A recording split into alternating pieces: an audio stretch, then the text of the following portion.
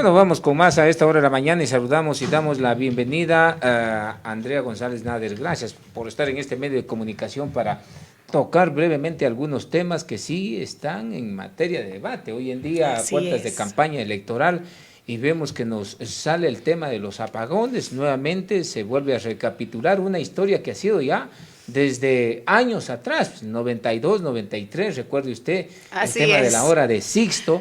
Después viene también, claro que sí, en el año 2004 tuvo un problema también Lucio Gutiérrez por la falta de conexión.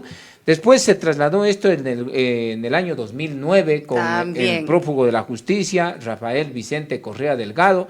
2016 nuevamente tuvieron problemas de los de la Revolución Ciudadana, pero ellos son empeñados en decir que no hubo apagones.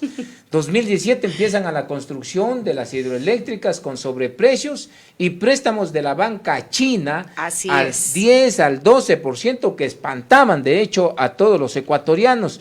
Llegó el gobierno de Guillermo Lasso, también tuvo problemas y hoy en día vuelve los apagones con Daniel Noboa.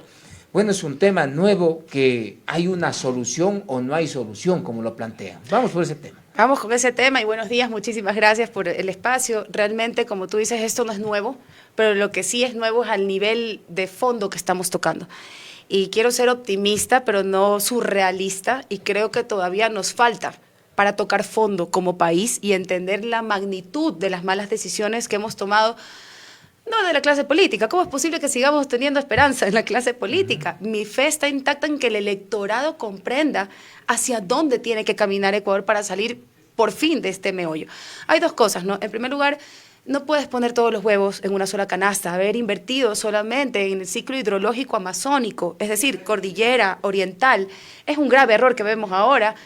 Toachi Pilatón debió haber sido construida, debió haber entregado en el 2025 y todavía falta para entregarse, que es la que está en la cordillera occidental.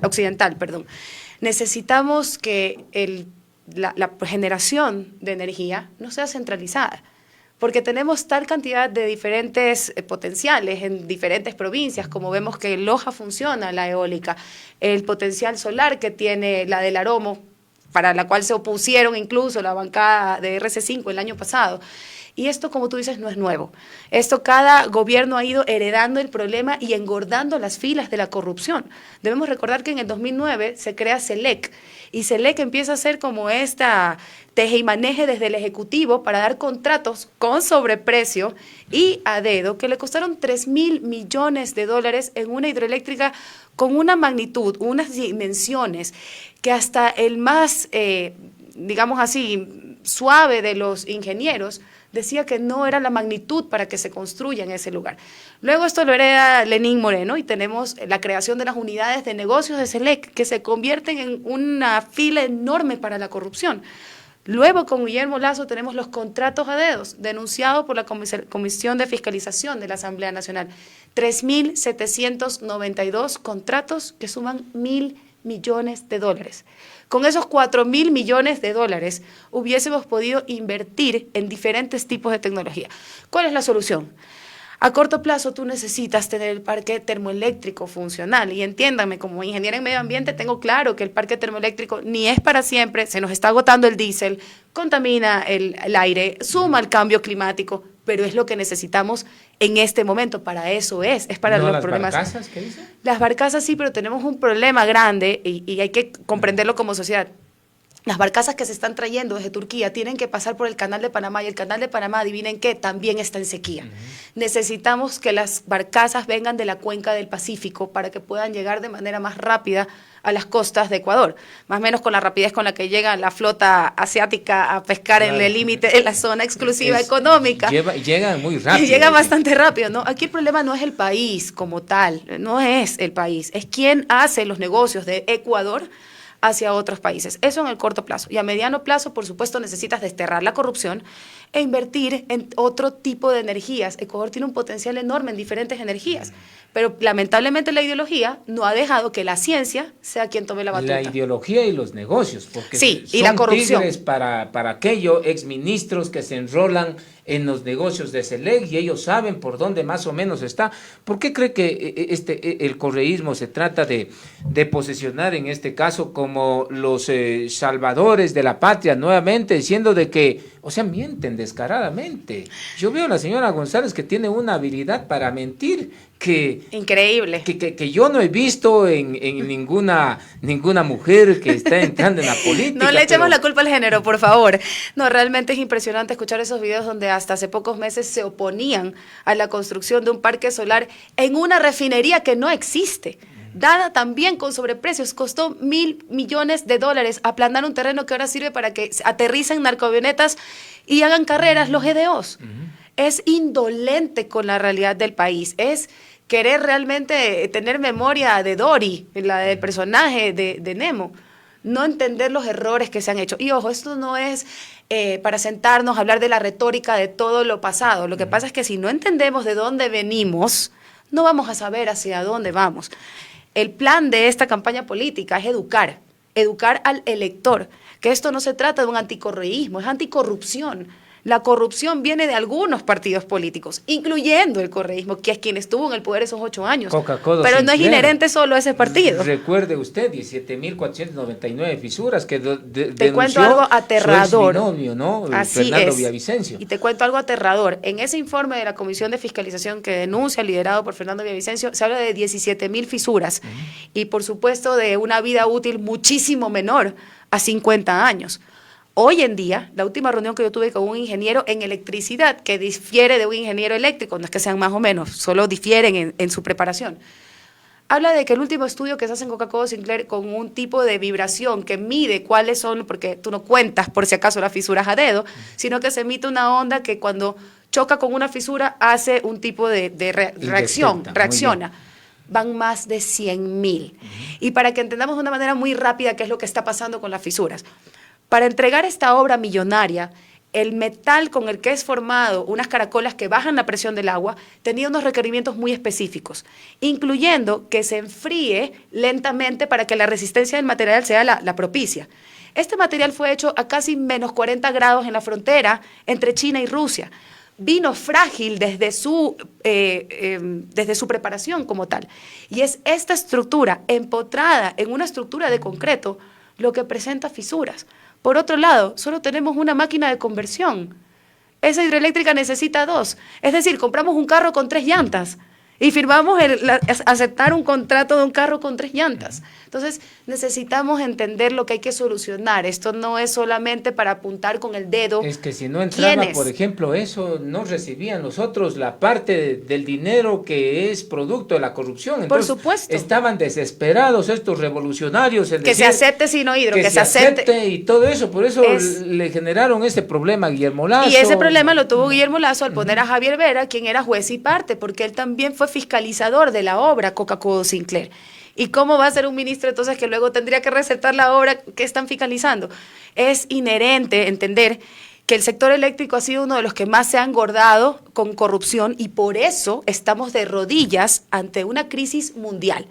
Por eso Colombia y Perú pueden responder de una manera distinta a efectivamente una crisis climática, regional y mundial. El Sahara está inundado, las lagunas del Cajas se les ve el suelo. Así es. El Tomebamba en piedras, son cosas que mis 37 años de conocer y venir a Cuenca, porque he venido a Cuenca toda la vida, la mayoría de mi familia vive aquí, me impresionan de tal manera que hablamos de, yo veo con gusto que esta crisis llama a los verdaderos expertos a dejar, porque hay que dejar en claro algo, hay gente normal como los expertos que sí tiene ideología. Los partidos no tienen ideología, tienen planes de impunidad y planes de corrupción. Pero estas personas de a pie, que en algún momento pensaron que un partido podía representar su ideología, ahora se dan cuenta que han sido vilmente utilizados, que jamás tuvieron voz y voto dentro de las bases de estos partidos de hace más de 20 años, y que por fin hay una mesa técnica redonda ¿de qué? De gente de ciencia, que llega a hablar con números, porque te soy sincera, creo que el camino hacia la paz no es la ideología, son los números. Así, debería de ser justamente así. Ahora, tratan de posicionar justamente y tratan de dar solución. ¿Cree que usted ya me dice el tema de la solución, las termoeléctricas, ¿no? Podría ser, Pues, sin embargo, yo he visto una cantidad de propuestas populistas. Una de estas es la de Jan Topic, por ejemplo, ¿no? Que también pasó de ser, primero en la campaña electoral, en la primera campaña electoral decían que era mercenario. Hoy en día es exitoso empresario, o sea, ha mutado de mercenario a empresario, con estos contratos bastante nuevamente, no sé si estábamos haciendo hace unos minutos una comparación, ¿quién mente más? ¿Quién ganará la medalla en mentir tanto? Ese debate entre ellos dos, claro, entre esos dos. O Luisa González. Es ¿no? Impresionante, y los intereses privados, y hay que entender algo, y lo voy a poner así, vamos a ver el bosque, salgamos del árbol. Arroz Verde. El libro escrito por Cristian Zurita y Fernando Villavicencio, que para mí ese es el legado para luchar contra la corrupción, no solamente contra el correísmo, contra la corrupción. En Arroz Verde se resume lo que es este modus operandi en el cual los intereses privados van por encima de los intereses del país e ingresan a las campañas de un modo grosero. De eso se trata Arroz Verde, de los contratos dados a dedo, y debemos entender que cada uno de los renglones que sale en el cuadro de Arroz Verde, Telconet lleva el código B11. Esto deriva no solamente en plata para campaña. Por favor, señores, abramos los ojos, que ya suficientemente ilegal es ingresar plata en una campaña sin reportarlo. Totalmente. Esa plata fue utilizada para sobornar jueces que luego fueron usados por los grandes capos del narco para dejarlos con habeas corpus y cambiarlos de cárcel. Esa plata fue utilizada para dar contratos millonarios, lascivos para el país, a dedo. Entonces, tenemos un candidato que pretende volver a participar, cuyos intereses personales son claros a través de los contratos que mantuvo con el Estado hasta junio del año pasado. Y dice que no, él dice. Pero citando a la alcaldesa de Manta, Marciana Valdivieso, él es el representante, y si no es él, ahora está su hermano. ¿En qué parte hay una desconexión del interés personal por el interés común? Andrea González, ¿por qué quiere que Topic quiere ir? Porque se lo ha relacionado mucho con el correísmo, hasta últimamente. Pero si son hijos de este matrimonio indisoluble entre RC5 y PSC, ahí hay un matrimonio. ¿Qué le interesa a Topic? Entonces, ¿le interesa el país o le interesa sus negocios? Porque mire, usted lo ha dicho claramente, y aquí en esta empresa en la que golpeaba los bolsillos a todos los ecuatorianos con el tema de radares y que se encargaba de decir que no es verdad, ahí está, mire. ¿Quién es el presidente de esta compañía? Es el papá, el involucrado en el cable submarino, en el que está más cerca de los 13 millones de dólares ahí, y que nuevamente sale a decir cínicamente que no lo es. Tomislav Topic, presidente, y claro, Antonio Tomás Jurado Ferrao, gerente general. Pero sorpresa me causa esto, porque dice que Topic que ya ha vendido las acciones. Quien recibe los 8 millones, dice, por venta, acciones y venta, es el mismo Tomislav, esto de acuerdo a la Superintendencia de Bancos. Así es. Entonces, ¿cómo es que aparece en un documento diciendo que ya no es y recibe la plata el otro? Y esto tiene una cola enorme, porque ya se denunciaba en Arroz Verde este tipo de manejos de intereses personales por encima de un proyecto de país o de un plan de gobierno. Pero sobre todo, lo que yo admiro es la capacidad de mentir con tal devoción, no sé si ellos mismos se creen sus mentiras, de que realmente ellos, en primer lugar, podrían manejar el país. Te soy sincera, no creo que ninguna persona que haya estado involucrado antes, a través de sus intereses personales, en los casos escandalosos que tiene el país, como Arroz Verde, pueda tener algún criterio sobre cómo luchar contra la corrupción. Por otro lado, tenemos que entender que este matrimonio indisoluble entre PSC y RC5 es lo que ha dado a luz a lo que yo llamo la Liga Junior de la corrupción. La Liga Junior de la corrupción son los hijos del matrimonio de PSC y RC5, como por ejemplo el alcalde de Guayaquil, Aquiles Álvarez, escogido por RC5, pero que trabaja con PSC. Es la misma figura que yo pronostico que tendría un Jan Topic que participó con un PSC, viene de un RC5 y ahora pues utiliza Suma como un vehículo cualquiera para continuar con esta lucha o esta pugna de intereses personales. No está mal ser empresario, sería increíble que más empresarios realmente de la parte privada den este paso tan duro de entrar a la política, es durísimo. Pero empresarios que se han hecho dinero a costa de los negocios del país y que están claramente demostrados en los casos de quien encima fue mi binomio el año pasado, es inconcebible pensar, y yo aplaudo la decisión de quien es el líder de nuestro partido, de PSP y de Pachacuti, de impugnar esa candidatura. Porque si no tenemos un filtro desde el inicio, después cómo nos vamos a quejar de que hayan grandes intereses personales o de que estas personas sin escrúpulos encuentren de nuevo un puesto en el casillero de una papeleta electoral. Andrea González, ¿qué le vuelvo a replantear la pregunta? Porque, claro, estuvimos analizando qué le interesa a Topic, los negocios o el país, porque lo hemos conocido a Tomislav Topic, papá de Jan Topic, involucrado en los casos de corrupción, ¿no? Y tal es el punto de los 13 millones que dice que él no es, que solamente es una garantía y todo eso. Entonces, pero a ver, recuerda por favor el video que sale dentro de la confesión de Concesao Santos, donde Concesao Santos graba una reunión que tiene con el tío Rivera de Glass, y hay que entender las cosas, ¿no? Glory International, que es esta empresa offshore en la que se recibe la coima de Odebrecht, es de Glass con su tío Rivera. Y su tío Rivera se reúne con Santos Concesao, el video es público, y Concesao Santos le pregunta: ¿quién es Tomislav Topic y dónde te pongo la plata de Telconet? Seguro, quería confirmar. ¿De qué estamos hablando? No solamente hablamos de que una persona que en estos momentos está una prófuga, que es Rafael Correa, y el otro en cárcel, Glass, son parte del robo más grande que han tenido este país y hay claras conexiones. Yo no sé, en el 2017, cuando estos señores estaban haciendo todo este escándalo, yo ya estaba participando como candidata a la viceprefectura del Guayas con un proyecto que se llamaba Conexión Campo-Ciudad. No quiero decir con esto que alguien que recién entre a una lid política no tenga toda la oportunidad y el tiempo de aprender lo que yo he aprendido. Yo me considero una veterana de guerra en el tema político porque han sido tan duros los años de mi activismo político. Dudo que desde el 2017 acá él haya desarrollado algún tipo de empatía con la gente de territorio o tenga un contacto con, por ejemplo, la comunidad agrícola, entienda del tema de resiliencia frente a los embates del clima que necesitamos para aquellas poblaciones vulnerables.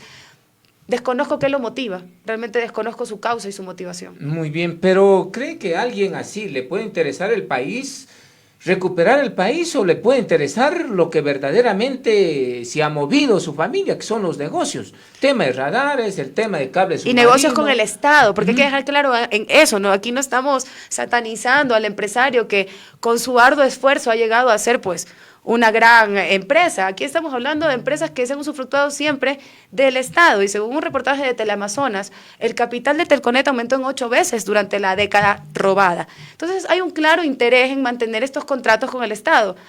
La pregunta es, ¿para qué? Esa es la pregunta. Claro. ¿Para qué? ¿Pero le interesaría más a Topic el negocio o el país? Yo creo que más le interesa ponernos de moda disfraces para Halloween, porque cada día veo que sale con un disfraz distinto. Escalador, bombero, motociclista, mercenario, ya no dejé de contar. Entiendo que sus asesores comunicacionales deben estarle buscando una causa y no la encuentran. Totalmente. Andrea González, hay otro tema interesante. ¿Qué piensa usted como candidata sobre lo que ya la Corte Constitucional dio paso? Reformar el artículo 5, una reforma parcial de la Constitución de la República del Ecuador para tener la posibilidad, posiblemente, nuevamente una base extranjera acá. Mira, nosotros lo dijimos el año pasado con quien fue mi binomio claramente. Sin ayuda internacional, Ecuador no sale de este lío porque estamos luchando contra la mafia transnacional. Bienvenida toda la ayuda extranjera, pero aquí hay una clave. Sistemáticamente, durante el gobierno de la década robada, se le quitó el poder y el control de nuestro territorio marítimo a nuestra Armada y a nuestra Marina.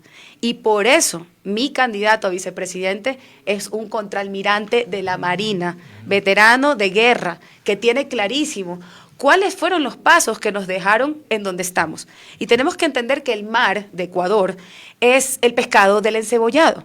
Sin la libertad que tiene la mafia internacional de sacar toda la droga de Latinoamérica por nuestras costas, no tendríamos los niveles de violencia que tenemos aquí. Hay que dejar claro que los dos grandes puntos de generación de riqueza para estos grupos delincuenciales organizados son el transporte de narcotráfico y otras cosas, porque por donde pasa el narco pasan niños, pasan armas, pasan huesos de jaguar, aletas de tiburón, y el otro es la minería ilegal, que aquí en esta provincia tenemos un lugar que yo reconozco como que ya no es parte de la soberanía del país, Ponce Enríquez. Así es. Entonces, si tú no tienes claro que tú necesitas quitarles a la mafia el control del mar y el control de la minería ilegal, Ponce Enríquez y Napo, no te estás dando cuenta del mapa, porque no te sirve de nada tener 1 millón de militares en frontera norte y frontera sur, si mientras tanto por el mar puede salir lo que sea.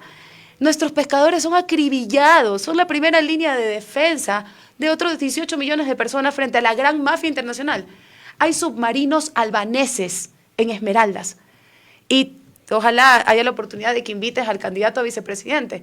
Un contraalmirante de Marina te va a decir con los puntos y los íes cómo fue que el gobierno de Rafael Correa nos dejó desnudos ante la mafia. Y te voy a decir algo más fuerte todavía. Si ellos creyeron que dándoles el mar territorial con la FARC llegaban de alguna manera a negociar una paz momentánea, se equivocaron porque se les salió de las manos.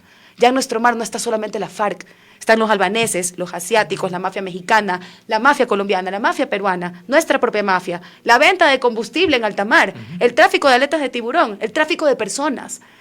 Todo esto pasa en nuestro mar y sin embargo nadie ve el elefante en la sala. Sigamos mandando militares a frontera norte y frontera sur. No, señores. En Ecuador lo que no sale por mar no entra por la frontera. Y esto no se acaba con eso, porque yo trabajé en Esmeraldas y ahí hay un aeropuerto. Y claro, la Revolución Ciudadana no les dejó solamente el mar, sino también les dejó instalado un aeropuerto en Tachina, ¿no? Así es. Ustedes sí han visitado, sí, donde sí. venden unos ricos pescados y unas ricas tortillas con queso, también, ¿no? Brutal. Claro.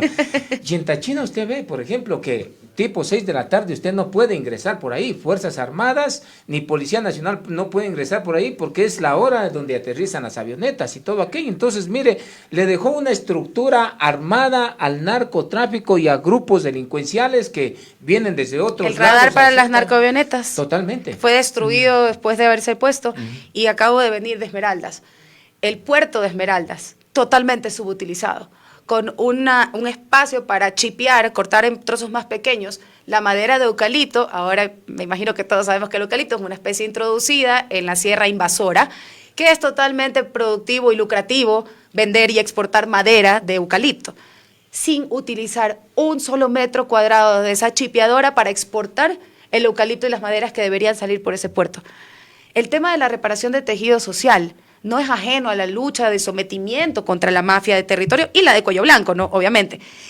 Tuve la oportunidad de conversar con chicos de 5 hasta 11 años de uno de los barrios más duros de Esmeraldas, de la ciudad de Esmeraldas, Puerto Limón, y llegué a hacerles la pregunta: ¿qué quieren ser cuando sean grandes? Estos chicos viven los horrores más fuertes de la violencia, están expuestos todo el tiempo al narcotráfico y a las bandas delincuenciales. Y aún así me respondieron que quieren ser jugadores de fútbol, policías, militares y marinos. El mensaje está claro. Hay una esperanza, digamos. No es que hay una esperanza. Sí. Tenemos la obligación de darles la oportunidad a esos niños de que sean lo que quieren ser. Claro, mire que yo estuve en San Lorenzo, y yo trabajaba en tema de seguridad en San Lorenzo, y ahí es espantosa totalmente la realidad. Por ejemplo, recorrí también la Huacharaca, ¿no? El Verde, y son unos puntos bastante conflictivos. Puntos calientes. Totalmente calientes, en donde hay que tener bastante cuidado en ese momento de estar por ese lado. Y yo preguntaba, cuando fui a la Huacharaca, preguntaba, porque habían cerca de 3 filtros. En el primer filtro estaban los ¿Militar o policía? Sí, no, esa de los GDOs, sí. ya. A ver... y estos puntos estaban controlados por GDOs, ¿no? Y wow. ¿Cuál es el asunto de esto? Eran los niños, adolescentes y las personas de las bandas. 3 filtros para llegar a la parte de arriba, en donde ya tenían posesionamiento los tiguerones. Así es. Es una banda delincuencial complicada también. Y que coopta a los niños porque los usan como pajaritos, vamos a decir así. Son los pajaritos, y así se llaman en realidad. Los ponen en los lugares estratégicos de los barrios. Y claro, cuando llega la policía y los militares, antes no se pensaba que era un niño quien iba a advertirles. Así es. Ya tierra adentro. Y te hablo de guayaquileña. Esto está fuera de control. Mire, hay lugares de Guayaquil que son favelas. Literal favelas. Estuve 2 días en Guayaquil y hacía un comentario. Recién el día de hoy vine desde Guayaquil, recorriendo justamente esta ciudad en donde está bastante complicado estar en Guayaquil, ¿no? Bastante complicado. Y mire, por ejemplo, en el tema de San Lorenzo, Parroquia Ricaurte, donde es la gloria del fútbol de acá, ¿no? Claro. Entonces, la promesa de las promesas de fútbol, literal. Sí. Y miren, he estado ahí en ese lugar y yo consultaba a los niños ahí, qué es lo que quiere ser. Y claro, unos coincidían en militares, policías, futbolistas, pero una población interesante de los niños decía, yo quiero ser tronchero, o yo quiero pasar al otro lado, porque con un cilindro de gas, unos 5 cilindros de gas, pasar combustible por ahí, ya se les hace totalmente el día. Y esos niños y esos adolescentes son cooptados por grupos organizados, y ahí estamos hablando del FOS, del Frente Oliver Sinisterra, que está justamente muy presente en nuestra frontera Walter norte. Arízaga y todo eso, Frente 48 también de las FARC, es otro de los problemas es ahí, pero no se ha dado solución. Yo cuando lo veo siempre al candidato Topic, ver que se disfraza de Rambo, porque se disfraza de Rambo el candidato Topic, y pensar que como él nació... Fue mi binomio, le decía Rambo de PlayStation. No lo dije yo, lo dijo mi binomio el año pasado. Y mire, cuando lo veo disfrazarse de Rambo y lo veo por ahí, wow, cualquiera dice, esta es la solución, pero la verdad es una mentira total lo que nos plantea los candidatos. Yo creo que tienes que tener también una entereza y una cabeza muy fría para manejar este país. Si eres una persona que te dejas llevar mucho por tus sentimientos, es muy fácil hacerte cometer errores y que tomes estas decisiones en calentura, como ya vemos que se tomaron, como para dar, por ejemplo, un contrato de $3.000 millones a una obra que todos los ingenieros le dijeron que no al presidente de turno. ¿De dónde salió esa decisión? ¿Del hígado? ¿De los 1.000 millones que recibió después de préstamo de China para su propio gobierno?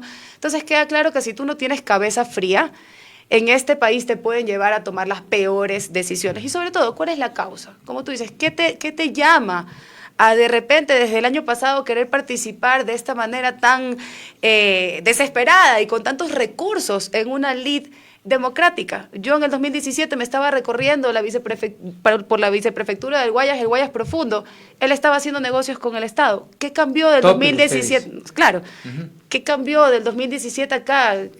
¿Cuál montaña se trepó? ¿Qué iluminación tuvo? Entonces. No sé, se convirtió a qué. Dice que ya tenemos corto tiempo y yo me quiero despedir, no sin antes agradecerle a usted y esperamos tenerla para ampliar Así es, muchísimo que conversar.